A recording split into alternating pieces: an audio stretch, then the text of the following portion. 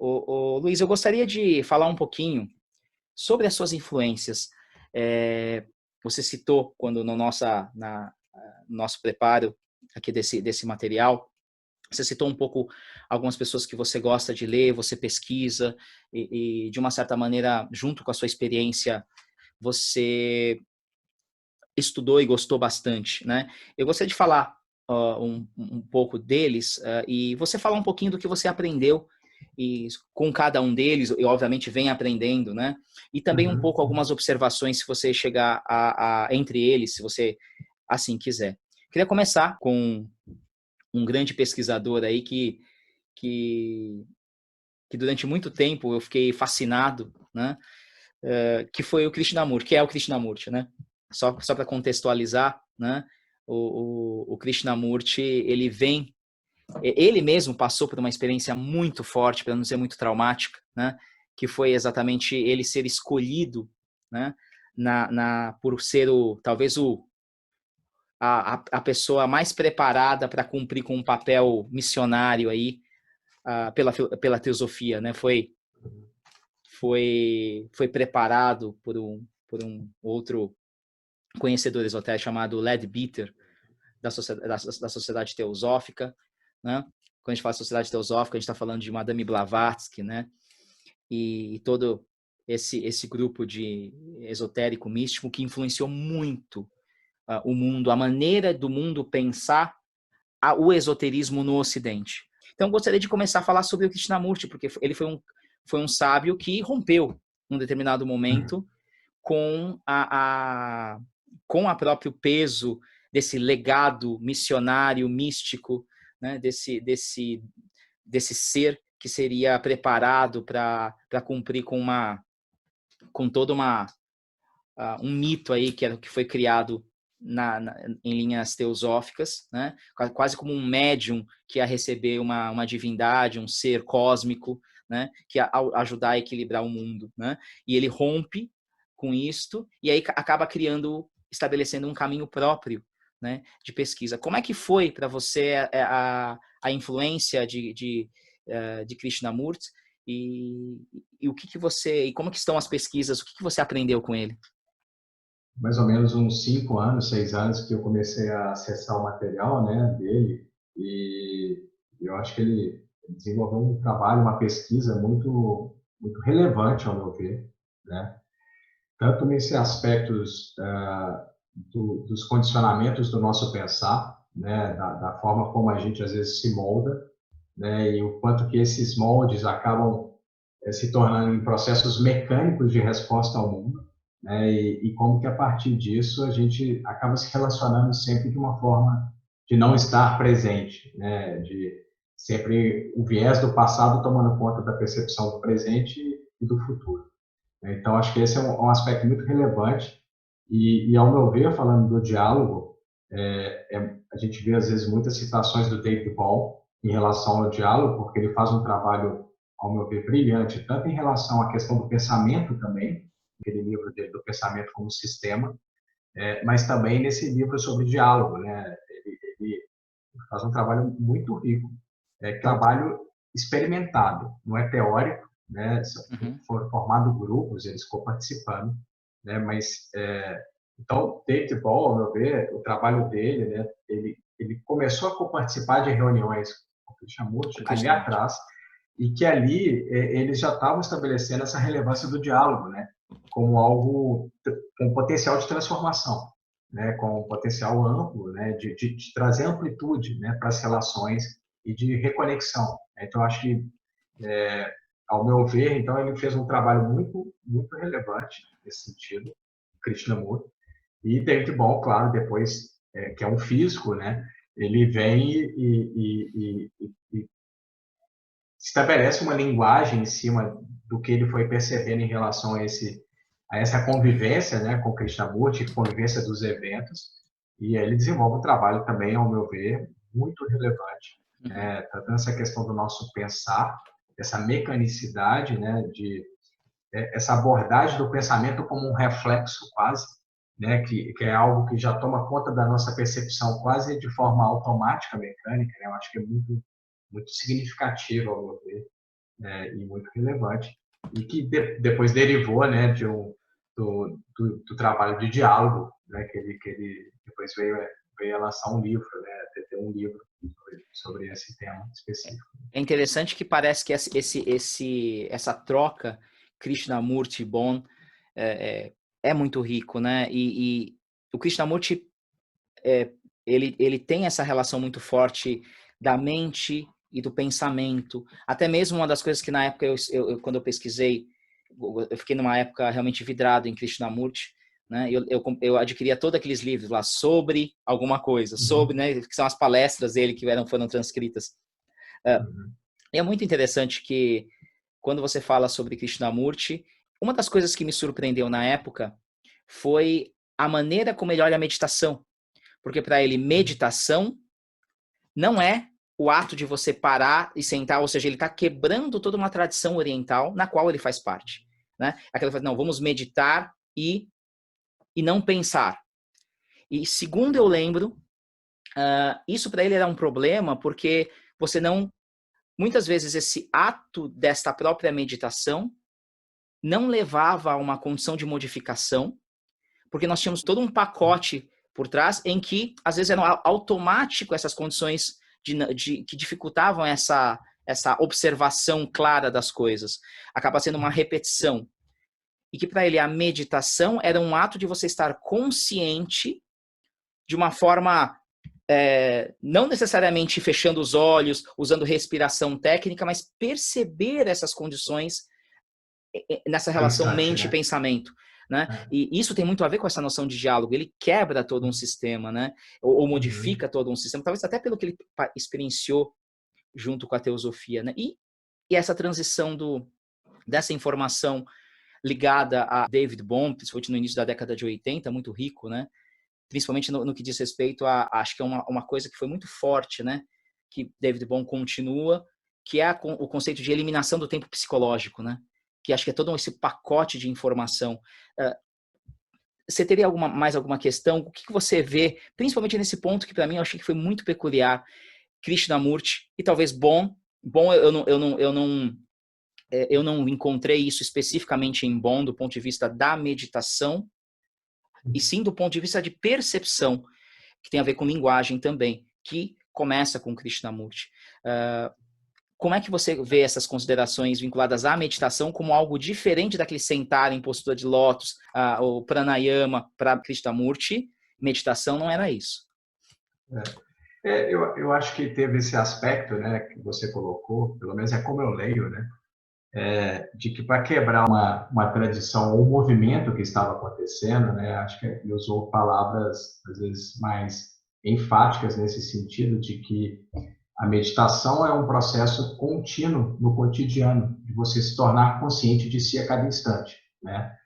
E a partir disso você ser capaz de agir não baseada no passado ou em processos, né, de resposta automática baseada em memória, mas sim de a cada instante ir experimentando aquele momento, né? E aí nesse sentido a meditação é algo que transborda para o viver. Não é só o momento que você senta e vai lá sentar para fazer uma respiração ou a técnica que você for usar. Ele acaba fazendo uma abordagem não técnica, né? Que, ao meu ver, não excluiu, pelo menos é como eu vejo, essa questão da meditação também de parar, mas talvez a ênfase foi dada nesse aspecto mais cotidiano, para você quebrar essa mecanicidade, né? E aí o Ball, ao meu ver, ele faz uma abordagem sobre a própria percepção, que é essa questão da autopercepção, mas do próprio pensar se tornar consciente dele, né? Você perceber esses processos de construção a partir né, da própria percepção, né? E ele desenvolve, né, essa questão do pensar como um sistema, né? E também depois ele desenvolve alguns aspectos sobre criatividade também que são muito ricos, né? Acho que é um trabalho riquíssimo, né? E que tem várias camadas de leitura quando você vai lendo, porque tem muita informação muito rica ali. Então, eu particularmente, são autores que eu costumo ler. Uhum. É, volta e meia voltar, porque acho que tem muita informação relevante. Muito legal. E uma série, para quem não conhece, uma série de vídeos também desses encontros deles, né? Poxa, Tem, muito bacana, né? tem dias, né, de Nossa, vídeos, se você quiser assistir, né? Tem literalmente muitas horas de vídeo, né? Muito sem rico. dúvida vale a pena vocês procurarem. Acho que faz parte de toda essa construção do próprio diálogo em si, né? É uma experiência viva, né? Sem dúvida, sem dúvida. Ô Luiz, com relação, por exemplo, ao Rosenberg, né? O Marshall Rosenberg, Ah, a comunicação não violenta. Me parece que esse tema está vindo bastante à tona, né, hoje, e está uhum. ligado direta ou indiretamente à noção do diálogo, tá? Como você vê? Muita gente até confunde uma coisa com outra. Grupos de diálogo é parecido com grupos de comunicação não violenta. É igual? É diferente? Tem distinções, né? O que você vê? Qual é a sua visão sobre isso? Então, para ser bem honesto, eu acessei o trabalho do Marshall recentemente, tem pouco, deve ter 2 anos. Eu ganhei esse livro de um amigo, nosso amigo em comum, Daniel, né, Denis, mas eu li ele recentemente. E a referência que eu tenho é só essa leitura, né? Então, eu, eu sei que existem hoje grupos que trabalham essa questão de uma comunicação não violenta, né, que é o que ele compartilhou no livro dele, né, o nome que foi dado, né, para essa questão, a abordagem que ele faz, né, mas eu não sei, eu não tenho propriedade para fazer essa, essa, esse trânsito entre a CNV e o diálogo, a não ser aspectos que é perceptível no trabalho dele, dessa questão de você se observar também.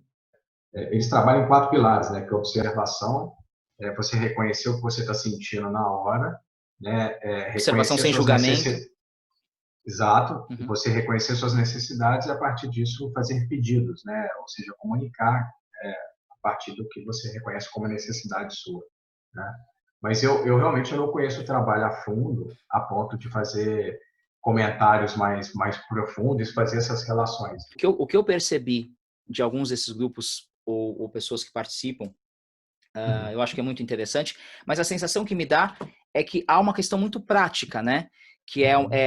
no momento em que você fecha a questão num pedido, né, nas 4 partes, observação sem julgamento, sentimentos, o que você sente, né?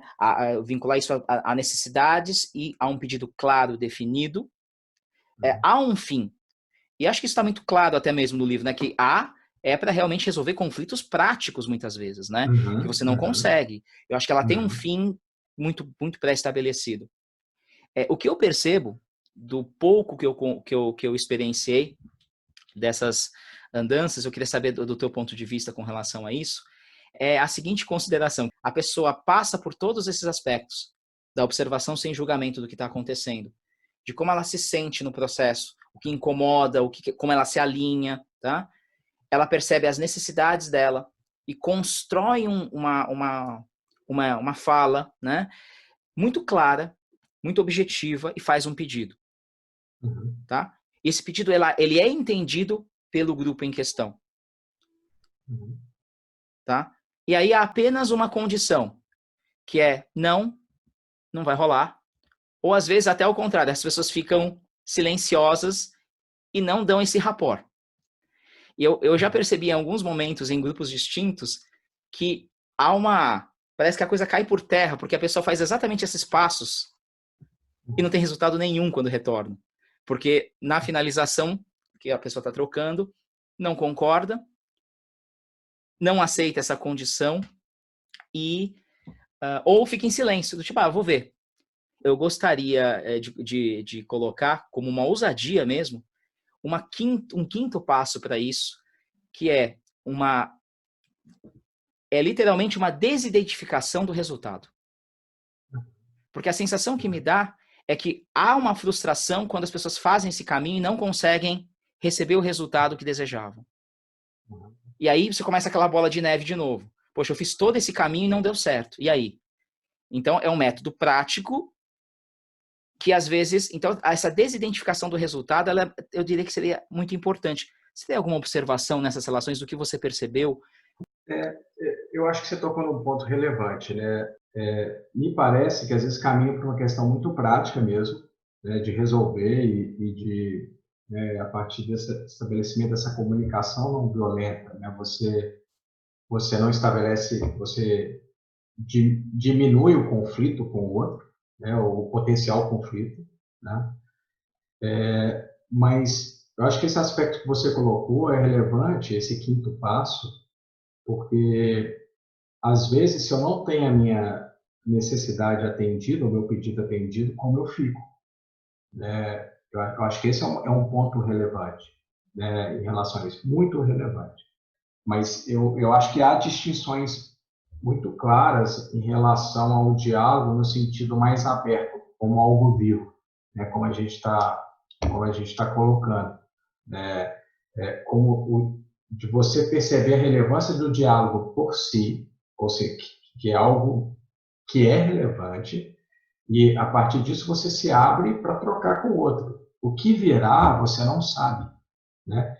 E mais, o diálogo ele envolve não só atendimentos de necessidades, mas também de você compartilhar significados e às vezes a partir desse compartilhamento de significados você gera uma mudança coletiva. Parece que a comunicação não violenta ela tem uma ação em si, né?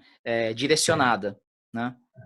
Que para negociação, às vezes para conflitos é fantástico, né? Uhum. Porque às vezes pode ter um resultado em relação né, a uma Uhum. coisa prática de conflito. Uhum. Né? Talvez aqui a gente está olhando um olhar mais amplo um pouco e a partir disso você às vezes modificar a forma como nós como sociedade estruturamos as relações. Interessante. Quando nós falamos em comunicação verbal e comunicação não verbal, nós entramos direta ou indiretamente em leitura de signos, a semiótica, né? E aí você tem uma possibilidade aí de um estudo tão profundo, né? E isso se relaciona direta ou indiretamente com a noção do diálogo, né? O diálogo também faz parte da nossa capacidade de lermos signos. É isso? Uhum. Eu também vou fazer a ressalva que a semiótica hoje é uma área, né, em pleno desenvolvimento, do pouco que eu conheço, né, mas são estudos, né, profundos, com formações, né, citando novamente a nossa amiga aí, a Márcia Cruzar, é uma grande pesquisadora na área, né, entre vários, e a abordagem da semiótica é no sentido dos signos mesmo, né? No sentido mais amplo, como você colocou, verbal e não verbal, né? Que envolve essa questão do intérprete, né? Sempre da figura do intérprete, traduzindo e lendo signos, né? Isso acaba gerando novamente um novo signo, né? Então é uma coisa muito viva, né? Ao meu ver, essa questão da semiótica e que, como você disse, eu acho que está bem relacionada a essa questão do diálogo, essa questão da comunicação no sentido mais amplo também. Acho que isso aí é um campo de estudo amplo, é um campo de formação mesmo, né? A pessoa tem que dedicar anos aí para se formar nessa área, mas está completamente ligado, ao meu ver, à questão do diálogo e da capacidade de dialogar, sem dúvida. Uhum. Muito bacana. Com relação às suas pesquisas empíricas, Luiz, eu gostaria também de trazer à luz as pesquisas do Eneagrama. Até, né, você comentou no início da palestra, você começou a estudar o Eneagrama, Uhum. e acho que o Eneagrama, nós recentemente fizemos um ciclo de palestras online sobre o tema, e eu queria exatamente trazer esse tópico do estudo eneagramático, né? O que você conseguiria falar para a gente quando a gente alinha essa noção das máscaras ou dos tipos eneagramáticos com o ato do dialogar ou do não dialogar? Legal essa pergunta, porque, ao meu ver, o Enneagrama é uma ferramenta riquíssima em relação à questão do autoconhecimento, né? Eu acho que é um tema que tem, né, que requer muito estudo também, né, e profundidade, né? Você aí já vem há mais de década pesquisando, né, e compartilhando aí com a gente esses conhecimentos. Ao meu ver, está diretamente relacionado, porque como a gente colocou o diálogo e o autoconhecimento transitando, né, comunicando o tempo todo, né, é muito comum, é muito natural quase a gente começar a perceber esses padrões de reatividade, né, que no Enneagrama estão vinculados às máscaras, né, aos movimentos, durante as relações, durante o diálogo. A gente consegue perceber esses padrões, né, de uma forma, às vezes, bastante explícita. E eu acho que o Enneagrama enriquece bastante, né, essa questão do autoconhecimento e também de você perceber essas travas que nos impedem de dialogar. Eu acho que é uma excelente ferramenta. É algo que eu, né, por influência, né, dos estudos que você foi compartilhando, é algo também que tem dedicado à pesquisa que eu acho bem relevante. Né? É também uma leitura sempre boa de você voltar, né, porque eu acho que sempre tem camadas. E eu acho que, pegando o ponto que você colocou de autopercepção, talvez a maior riqueza, ao meu ver, né, e eu estou falando não é nada novo, né, mas a gente começar a perceber por nós, né, tanto essas questões de autoconhecimento e do diálogo, das travas, né, no sentido de autonomia. Né? Então, acho que essas ferramentas, esses conhecimentos acabam auxiliando, né, nesse processo da gente ampliar, às vezes, esse olhar para si e aprofundar, né, e desenvolver mais autonomia. É o que eu tenho tentado fazer, né, principalmente nessa questão do diálogo, é você mesmo e percebendo por você, né, e perceber o entorno, claro, mas perceber por você, né, quais são suas travas. Essa é a riqueza, o convite para nós todos, eu acho que é esse, né, é desenvolver autonomia a partir desse autoconhecimento, né, e dessa abertura para trocar, né, eu acho que é muito relevante, ao meu ver. Não, muito A bacana. forma como eu tenho desenvolvido as pesquisas, só para complementar. Uhum. Né? Não só acolhendo o que está sendo dito, sem tentar experimentar e ver por si, se realmente é algo pertinente, coerente. Né? Eu acho que esse é um convite para nós todos. Né? Eu acho que independente da linha de pesquisa. Né? Uhum. Muito bacana. Bem, gente, nós estamos começando a nos preparar para a nossa finalização.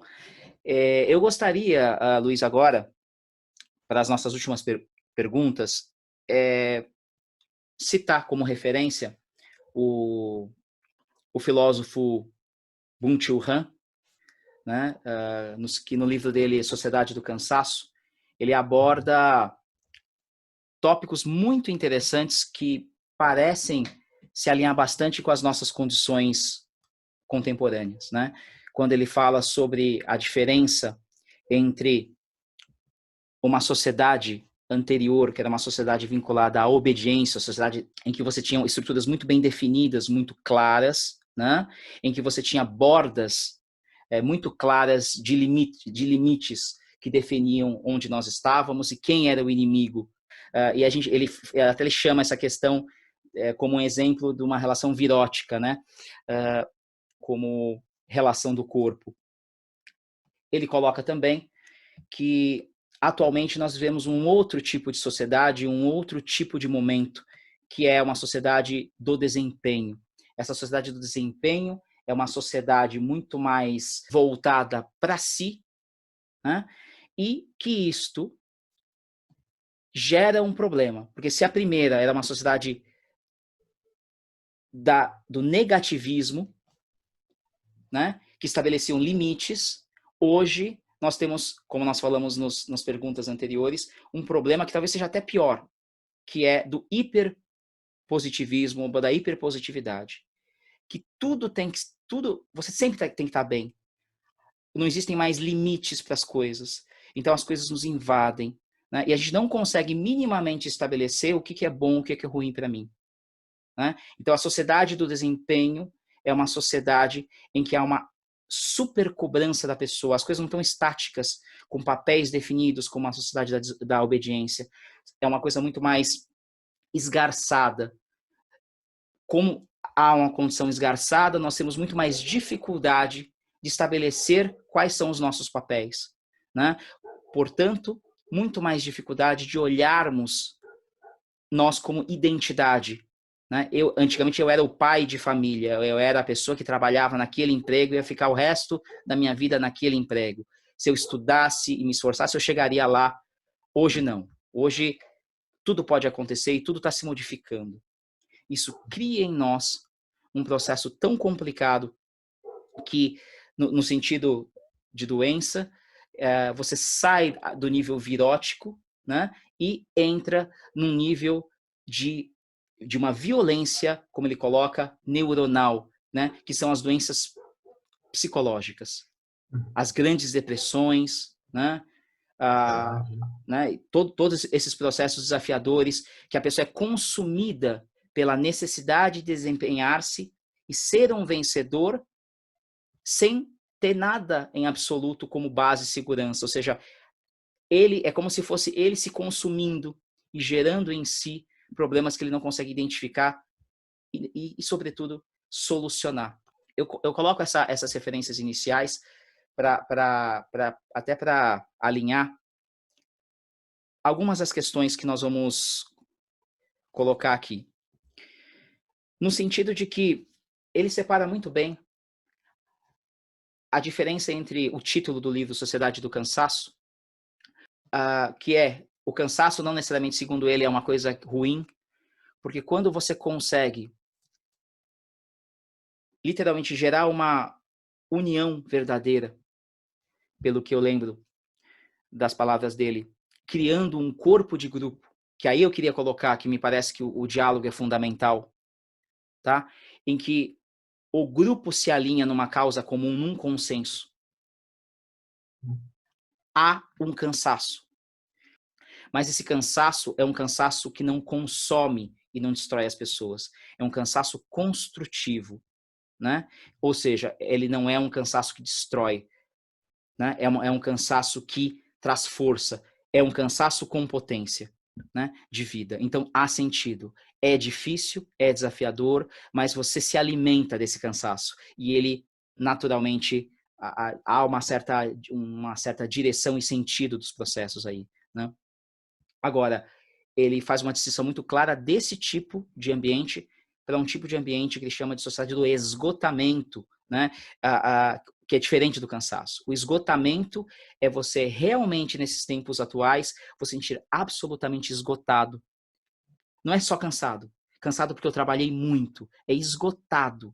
Eu passo o dia sem fazer muita coisa e no final do dia não vejo sentido em nada. É literalmente uma anomia de um indivíduo que se conecta a um mundo globalizado, a um mundo em rede e é engolido por essa rede, né? Ou seja, não há mais identidade, ele se fragmenta num processo e há esse esgotamento do ser, que é diferente do cansaço, porque ele sente que não tem qualquer tipo de fundamento, mas ele mesmo assim ele é consumido, né? Ou seja, não há vigor nessas condições aí, há as doenças e assim vai. Eu queria pegar esse contexto para fazer uma pergunta prática, para começarmos a nos preparar para a nossa finalização. Eu quero melhorar o diálogo. Eu entendi tudo que você falou, gostei do tema, eu quero melhorar o diálogo. Mas eu tenho, muito claro, eu tenho preguiça de ouvir o outro. Eu tenho preguiça por todas as condições que eu coloquei aqui. Eu estou esgotado. Eu não vejo sentido na vida, em mim mesmo. Esse isolamento me fez brotar uma série de coisas, desesperos e temores que eu não sei de onde vem. Eu estou estressado, eu não consigo ouvir as pessoas. Já começo a me irritar, né? Fico impaciente e eu começo a reconhecer tudo aquilo que para mim, no meu código, até na interface com o outro, sobretudo à distância agora, porque tudo são reuniões à distância, começam aquelas coisas aqueles sinais que para mim me irritam, eu já viro um ser impaciente, raivoso, né? e já estou espumando, querendo sair da reunião ou dos encontros, ou seja, eu tenho um problema com isso. Como melhorar? A gente falou bastante de diálogo, você falou bastante de autoconhecimento, né? Vamos nos autoconhecer, mas de uma forma um pouco mais prática. O que é esse autoconhecimento? Como que a pessoa quer fazer isso, ela gostou, mas ela tem por toda essa condição de esgotamento, né? Esse momento de muito desempenho, com muita frustração pessoal e muita desvitalização do ser, a pessoa está num mar de cansaço, de reatividade, de impaciência, né? Mas ela quer começar de algum lugar, só que ela não sabe, porque ela já está, vamos dizer, contaminada por todas essas condições. Como começar? Por onde começar? E vamos tentar, eu proponho para você a gente fazer um exercício, pelo menos falar um pouquinho mais do que é essa questão do autoconhecimento como ferramenta, para a melhora desse diálogo. O que você poderia falar disso? Legal. Pergunta bem ampla, bem rica, né? Eu vou começar um pouco pela construção que você fez, falando do Churran, e depois a gente vai para essa questão do possibilidades, né, do que fazer. O que me parece, né, colocando, só complementando o que você colocou, nós, como humanidade, a gente reflete muito pouco sobre os rumos que nós estamos tomando, né, individualmente, coletivamente, né? Eu acho que a gente assumiu esse conceito de que a vida é uma competição. E hoje, como são praticamente quase 8 bilhões de pessoas, né, 7 bi 600, já não sei quanto mais nós estamos na conta, que somente poucos vão conseguir se destacar, né? A sociedade da performance, que ele cita, e que eu só vou saber quem eu sou a partir do êxito. Então, eu associo a performance à própria identidade de quem eu sou, né? E aí eu me movo e eu construo um sentido de vida, vamos colocar assim, em busca dessa performance, né? Então, eu passo a enxergar a vida como uma corrida, uma corrida onde você não pode parar, você não pode pausar, você não pode abrir espaço, né, para o ócio ou para outras questões, porque senão você é atropelado, né? E a gente ganhou um componente, ao meu ver, que a gente não tem citado muito, mas é o componente da tecnologia substituindo a gente nessa corrida. Então, a nossa corrida agora não é só com os humanos, né?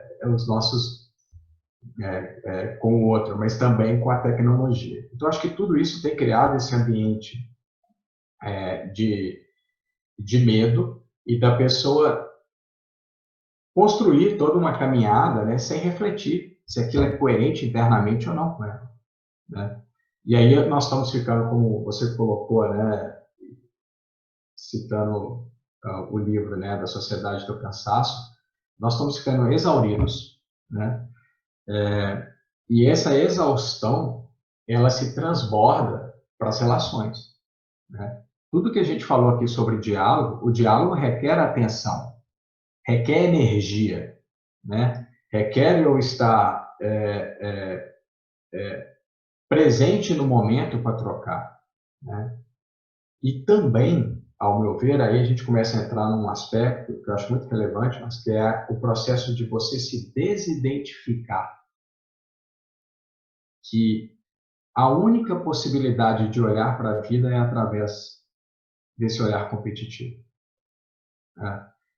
Desse olhar de que poucos são vencedores e que eu passo a enxergar o outro como um competidor e não como alguém que está compartilhando vida comigo no mesmo momento, no mesmo planeta, né?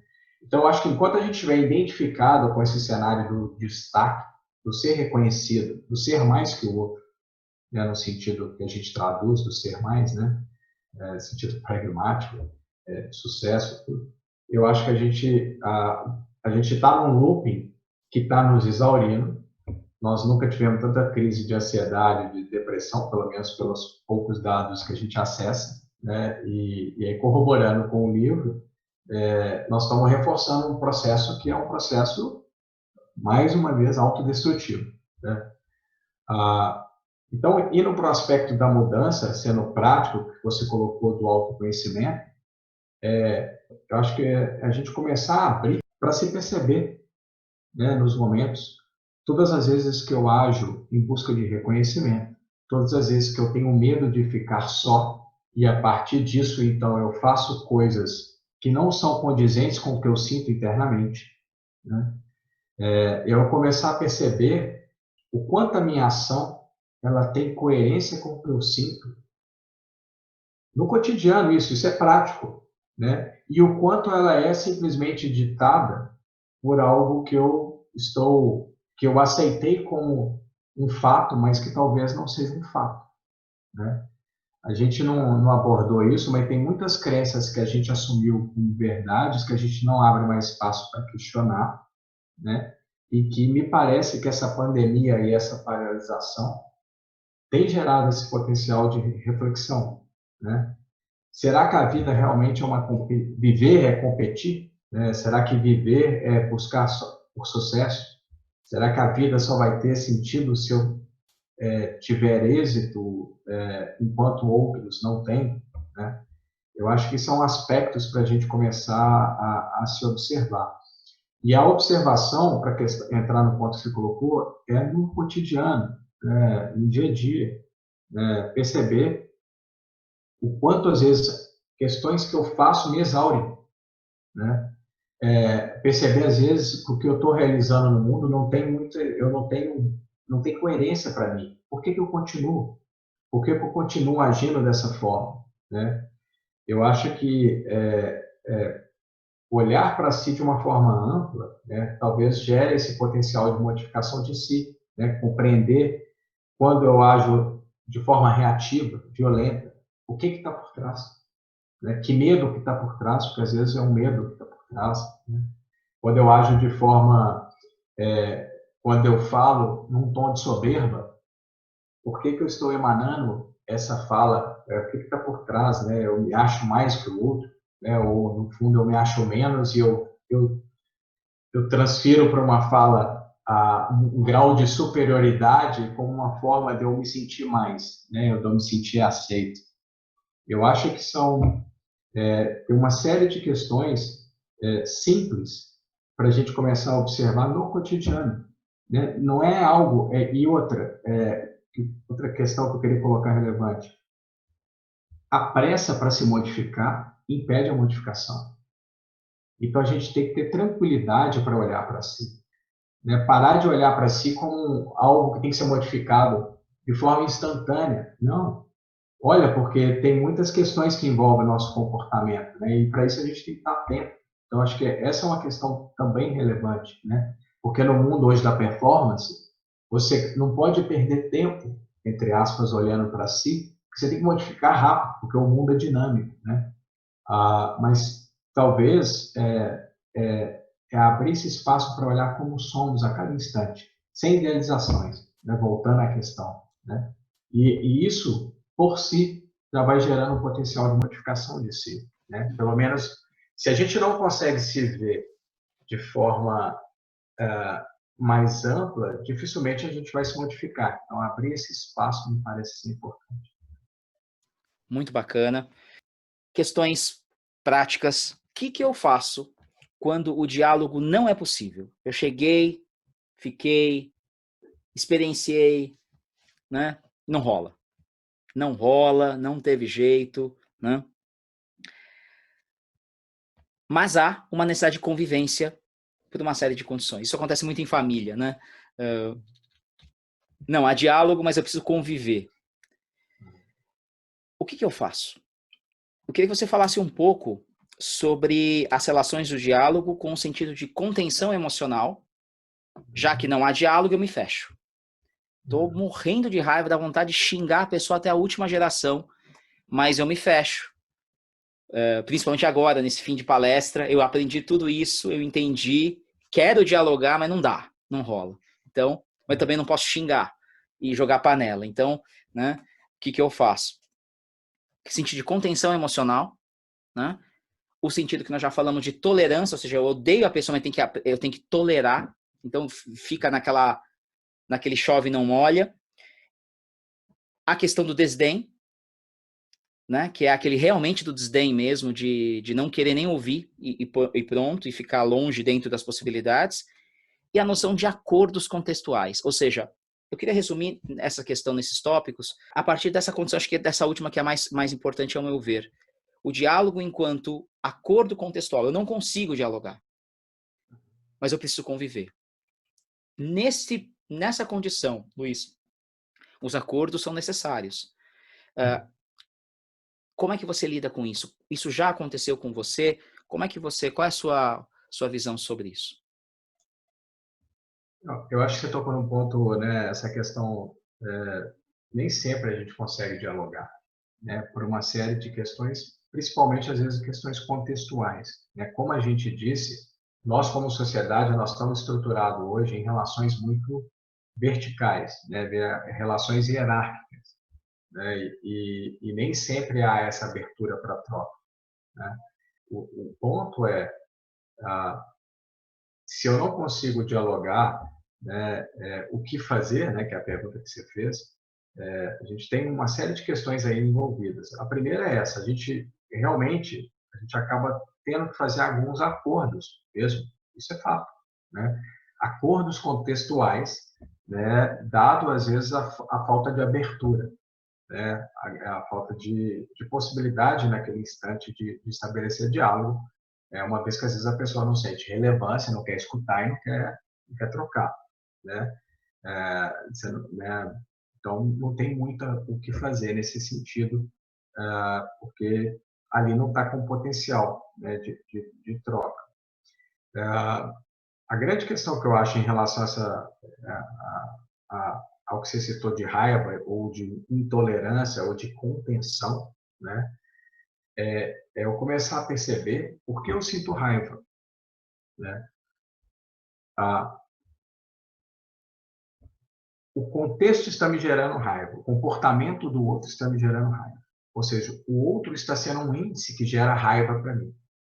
A pergunta que eu volto é: essa raiva, a culpa é do outro? Ou é algo que faz parte da sua... Ela faz parte de quem você é e o outro está somente potencializando você perceber isso, né? Porque a grande questão é se eu ficar culpabilizando o outro pelos processos internos que eu estou sentindo, dá para perceber que eu vou deixar de olhar para o que eu estou sentindo e não vou gerar potencial de modificação, né? É claro que na convivência, às vezes, você pode escolher não conviver com algumas pessoas por uma questão de que você não sente mais coerência em fomentar aquele tipo de relação. Mas o processo que é gerado interno em você, eu acho que o convite é: olhe, porque o contexto pode estar gerando, mas essa raiva faz parte de quem você é. Tentar transferir isso, né, para a relação, ou justificar isso para não olhar, acaba sendo uma fuga e acaba, inclusive, te impedindo de estabelecer diálogo, porque às vezes a sua própria mudança abre potencial para diálogo. Às vezes a sua própria postura está fechando. Então, acho que é uma questão aí para a gente ficar de olho, porque a gente tende, às vezes, na hora que sente a raiva, culpar o outro pela raiva, né? E deixar de olhar, porque ela faz parte de quem a gente é. Eu acho que tem essa relação, voltando à temática socrática, né, do conhece a ti mesmo, tem esse lado, né, que ou parece que nós vivemos nesse pêndulo aí, né? Essa raiva é uma raiva que vem e o problema é do outro, né? A causa ativa é sempre o externo, ou também esse outro lado, né? O meia culpa, minha máxima culpa, ou seja, tudo que acontece com o mundo, a culpa é minha, né? Uhum. Eu acho que você tocou num ponto interessante. A questão aqui não é você assumir a responsabilidade, porque às vezes o comportamento do outro é não coerente com o que você sente, né? E aí você tem que tomar uma ação. Você faz a sua escolha, né? Mas o ponto é também justificar o relacionamento ou não relacionamento por culpa do outro e não olhar para esses processos que eu estou sendo tomado, né? Eu acho que é uma questão que vai acabar não gerando modificação. Né? Então, eu acho que esse é um processo vivo, né, que a gente está vivendo. A gente tem que começar a perceber isso no cotidiano, né? O que está gerando isso em nós, né? E qual é a postura que eu estou diante daquilo? Eu acho que esse é um ponto interessante, né, dessa Uhum. questão. Não, muito bacana. Finalizando, vamos lá, vamos fazer agora uma pergunta mais existencial, né, Luiz? O ato de dialogar, o diálogo em si, pode auxiliar numa sensibilização espiritual? Quem está aberto a dialogar, de uma certa maneira, pelo que você percebe, também amplia esse potencial de sensibilização ou percepção ou abertura para com o que nós chamamos, alguns chamam de mundo espiritual, ou melhoraria essas condições, né? Ou um sentido de reconexão com o entorno, com a natureza, tudo que eu posso chamar de uma conexão saudável, né? Ou seja, se eu aprendo a arte do diálogo como fundamento ético, né? Isso melhoraria a minha relação com as interfaces energético-espirituais também? Qual é a sua visão sobre isso? Eu acho que a partir desse momento que você está olhando para si, né, e se abrindo para dialogar com o outro, a gente vai ficando mais sensível, né, no sentido de sensibilidade aos processos que estão acontecendo com a gente e com o outro também. Né? Isso vai ficando mais aguçado, né, essa sensibilidade. E isso gera, sim, ao meu ver, uma reconexão, né, vamos chamar assim, com o outro, quer dizer, você começa também a ficar mais empático e perceber essa empatia, né, do que está acontecendo com o outro naquela troca, naquele instante. Né? E também eu acho que esse processo de sensibilização, ele acaba também ampliando essa relação que a gente tem, que você colocou, com o entorno, com a natureza, né? Você começa a escutar mais a natureza, né? Você começa a se relacionar de forma mais profunda com a natureza, né? Porque a natureza, a gente, esse olhar que ela está para nos servir, né? A gente acabou conduzindo de tal forma que a gente se desconectou, né? E talvez ela faz parte né, de quem a gente é também, né? A gente é parte integrante, né, da natureza, talvez, vamos colocar assim. Então, acho que olhar, dialogar, eu acho que começa a gerar esse processo de sensibilização, sim, é o que eu tenho percebido, né? Esse processo empático. E com relação à questão espiritual, o próprio fato de você estar mais sensível, ao meu ver, amplia esse potencial, né? Mas eu me restringo a dizer até aqui. A minha sensação hoje, pela minha experiência, é que você amplia esse potencial, estabelecer sim. Mas eu paro por aqui. Eu não me arriscaria ir mais, uma vez que essa é né, é um tema até onde eu consegui perceber. Tá? Uhum. Não, muito bacana. Luiz, antes dos agradecimentos desse bate-papo que foi incrível, eu gostaria de fazer mais uma pergunta. Eu falei que eram duas, acabaram sendo três. Essa é o plus, né? A pergunta extra aí para os espectadores, para o pessoal que está acompanhando. Né? Não necessariamente como garantias, como a nossa caminhada que nós fizemos, parece que o diálogo não tem garantias, existem possibilidades, né? E é sempre um processo novo, renovado, sempre um vir a ser, um devir de um homem que está se modificando, né?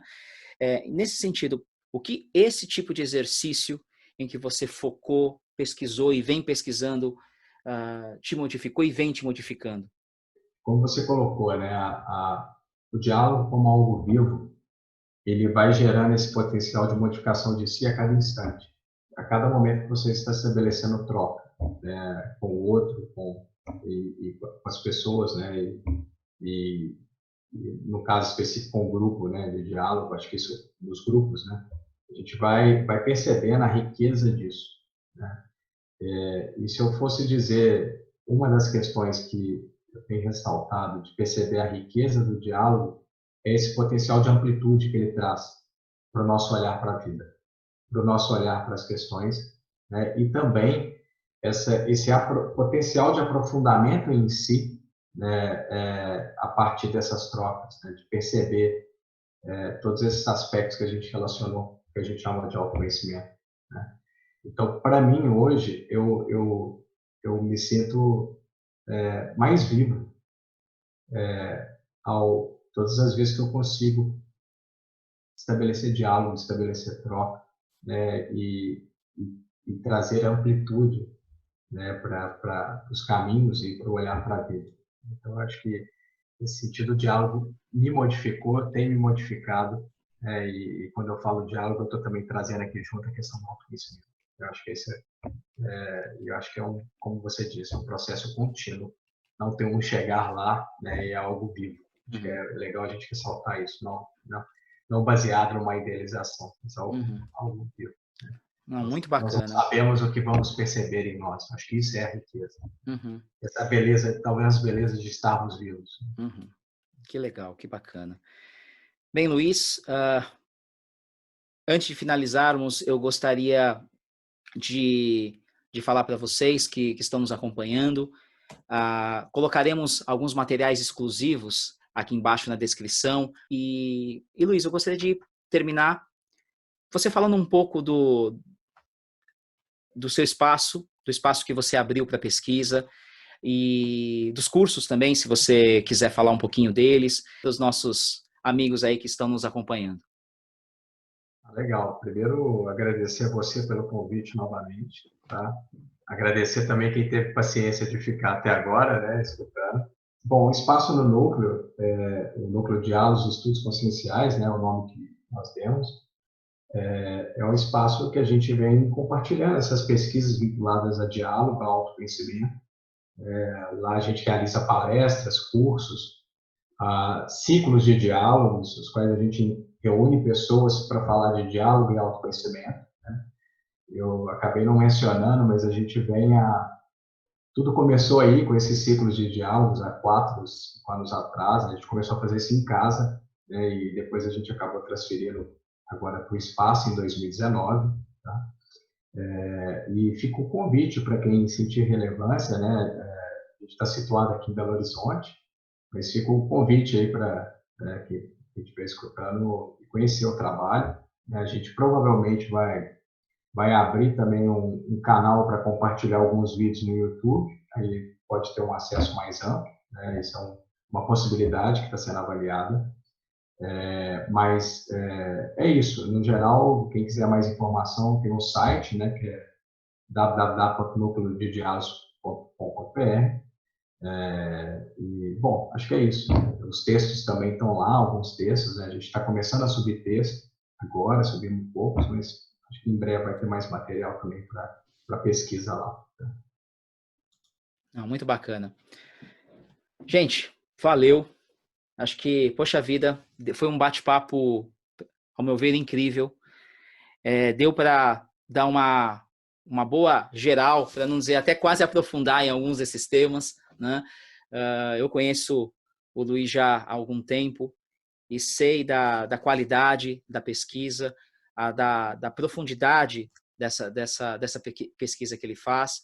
E é um grande amigo, é uma pessoa que está sempre aprendendo, podemos dizer assim, com a experiência viva, atuante, né? E todas essas trocas nossas são trocas muito, muito bacanas, né? Com os grupos, com as pessoas. E a pesquisa dele, nesse momento, eu acho que é muito relevante, porque faz parte de um matiz de possibilidades para esses novos tempos, né? De tempos de tanta mudança, tanta possibilidade, mas também muitos desafios, para momentos em que algumas pessoas ou a sociedade de uma forma geral grita e pede auxílio. Eu acho que o diálogo é uma maneira de tentarmos nos conectar, não apenas com o outro, mas com nós mesmos, né? Eu acho que, sem dúvida alguma, esses aspectos de autoobservação, autoconhecimento, que se fundamenta na arte do diálogo, o diálogo é, em si, uma proposta ética de modificação, uma proposta ética de tentar construir um mundo diferente, um mundo renovado, um mundo possível, com mais sensibilidade, com mais olhar, com mais possibilidades, né, de troca. Podemos terminar desse jeito, né? Eu acho que o que você falou tem muita relevância para esses novos tempos, para esse nosso momento, como possibilidade inclusiva e não excludente, né? Ele é uma ferramenta em si que pode possibilitar caminhos dinâmicos para uma nova linguagem, talvez na arte da própria vida, né? Com esse fechamento que você fez, eu não tenho muito a acrescentar, né, a não ser novamente agradecer essa possibilidade de troca, né, que a gente estabeleceu aqui, e a colocar realmente esse convite, né, para a gente, ainda mais nesse momento que nós estamos vivendo, né, a gente realmente reflita com profundidade, né, os caminhos que nós estamos escolhendo, o que a gente sente relevante de fazer e de não fazer. E eu acho que a questão do diálogo, e do autoconhecimento, eu acho que elas transitam o potencial de modificação da forma como nós nos relacionamos como humanidade, né, e do que nós temos construído até então como sociedade. Muito bacana. Gente, valeu. Obrigado pela participação de todos. Valeu bastante. Muito rico e muito profundo para refletirmos sobre o nosso momento atual, como também sobre possibilidades reais de modificação desses novos tempos. Luiz, muito obrigado mais uma vez. Pessoal, até uma próxima oportunidade. Valeu. Tchau, tchau. Obrigado. Tchau, tchau.